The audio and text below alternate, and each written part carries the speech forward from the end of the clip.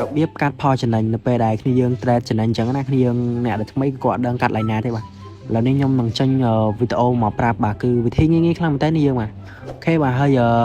ជាដំបូងនេះកុំភ្លេចជួយចុច subscribe អ្នកមួយផងនេះយើងបាទហើយបើញ៉ាកណ្ដឹងផងឥឡូវនេះខ្ញុំទៅការចុចតេស្តបាយឲ្យគ្នាមើលទៅបាទដល់ពេលដែលយើងជាប់ position អញ្ចឹងបាទគឺគ្នាយើងអ្នកដែលមកថ្មីគាត់អត់ដឹង close កន្លែងណាទេបាទដើម្បីឲ្យវាលឿនអញ្ចឹងណា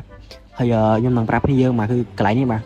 ឡូវនេះខ្ញុំនឹងធ្វើការចាំឲ្យវាឡើងបានចំណេញសិននេះយើងអូខេឥឡូវនេះគឺវាចំណេញអី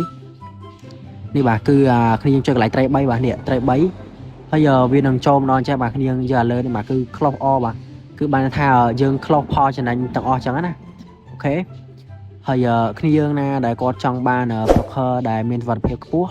ហើយ leverage ធំដែលអាចដើមទុនតិចក៏អាច trade បានគ្នាយើងអាចjoin channel Telegram ខាងក្រោមបាននេះបាទហើយនិយាយទៅគឺធានាសុវត្ថិភាពឲ្យនេះយើងមកនេះយើងហើយមានជា signal free បោះឲ្យគ្នាយើងរាល់ថ្ងៃទេបាទហើយ signal គឺមិនមែនចេះតែបោះទេបាទគឺមានការវិភាគច្បាស់លាស់អញ្ចឹងណាហើយអញ្ចឹងហើយគ្នាយើងកុំភ្លេច join channel ហ្នឹងម្នាក់មួយទៅអូខេហើយវីដេអូខ្ញុំក៏មានតែប៉ុណ្្នឹងដែរបាទជួបគ្នាវីដេអូក្រោយទៀត